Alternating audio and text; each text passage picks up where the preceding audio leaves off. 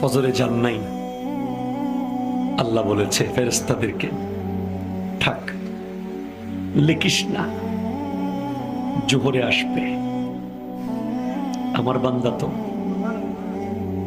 আল্লাহ পানি বন্ধ করে দেব? না না না, আমার বান্দা। খানা বন্ধ করে দেব? না না না, আমার বান্দা। আমি না গাফফার, আমি আল্লাহ না ক্ষমাকারী। আল্লাহ দোষগুলো দুনিয়াকে দেখাই দেব? না না না, আমি সাত্তার। রহমতের চাদর দিয়ে ঢেকে রেখেছেন। আপনি জান নাই?